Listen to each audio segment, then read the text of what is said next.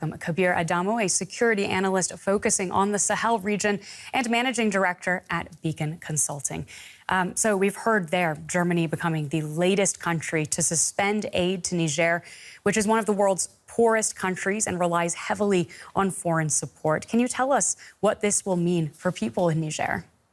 An impoverished country. It depends significantly on foreign aid to meet its developmental aspirations. Now, whenever that aid is cut, it would have a direct impact on the ability of the government to meet the needs of its people. And because this government relies on support from the people, the possibility that that type of challenges would turn the people against the military junta is extremely high. So the military junta would be jittery. And of course, it would be put under a lot of pressure the more the international community continues to cut this type of aid. Yeah, the ousted prime minister has talked of a potential catastrophe. Would you agree that that is what it's facing in terms of being able to provide assistance to its people? Definitely. He, more than anyone, understands the challenges that the Nigerian economy is going through. He also understands the pressure that such types of isolation, diplomatic isolation, would mean for Niger and its people. And so his statement is coming at the very right time. I think the challenge right now is what the other members of the international community, especially countries like Russia and to an extent China, will do. It would be in the interest of everyone if they do support the current effort by the international community to restore democratic governance.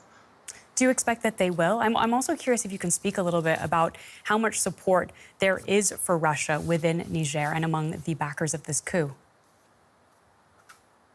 So let me start with your last question. Unfortunately, France's post-colonial policy has left a bitter spill, as it were, in most West African countries and several other African countries.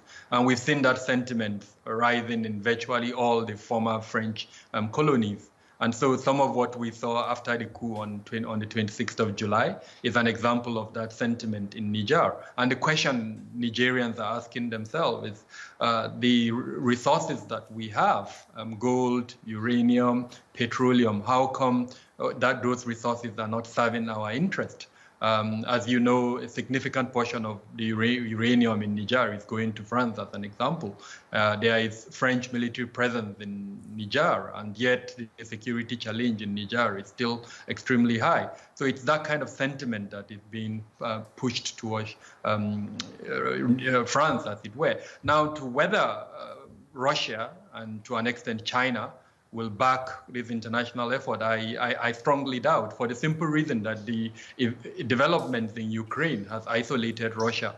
And Russia is using Africa as a channel to gain support within the international community. We've seen economic policies where, for instance, it's using supply of grain, supply of fertilizer, to an extent supply of energy, petroleum products, as an economic diplomacy tool. So it's not likely, except if there is a way to bring its interest in tandem with the international desire to restore democracy in Niger. And at the moment, I can't see that happening. So definitely the geopolitics, as it were, as we see it, is going to play a role in what happens in Niger in the coming days. Yeah, perhaps we can take a closer look at potential diplomatic pressure from other corners. We know West African states have also agreed on a number of sanctions to try and pressure the military junta. Of course, France and the EU have suspended ties. Do you think that either of these will be an effective form of pressure on the coup leaders? So there are a couple of other players that would need to be brought on board. So as an example, the North African countries. Niger has Algeria as a bordering state, and if the world isolates it and countries in the North Africa don't support that isolation, then we're likely to see an outlet for Niger, as it were.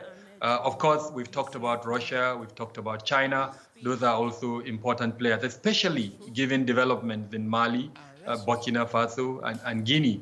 Already in some of the speeches issued by the junta, they've mentioned these three countries. And so except if the world finds a way to bring on board these relevant players that I've mentioned. Turkey too is there. Turkey is also a key player in the region. The UAE is another key player in the region. So all of these relevant bodies, we've not seen their involvement so far. And so the regional body ECOWAS that has released the sanction must use diplomatic channels to engage with these various power players that I've mentioned and ensure that they are supportive of that policy. Nigeria, as the regional hegemon, is also a significant player. Power supply to Niger from Nigeria is significant, and already Nigeria has indicated it may interrupt that power. So these are all several ways. Of course, issues direct sanction on the members of the military junta and their family members, and then more importantly, to show that they will be held responsible for whatever happens, I think is the key to go about this. Unfortunately, using the antecedents of what happened in Mali, Guinea, and Burkina Faso, we haven't seen enough effort to hold to account the players that were involved in the coup. And I think this is what needs to be done so that there is direct responsibility for their action. Yeah. Well, thank you so much for joining us. I'm afraid that's all we have time for at the moment. That's security analyst Kabir Adamo. We really appreciate your insights.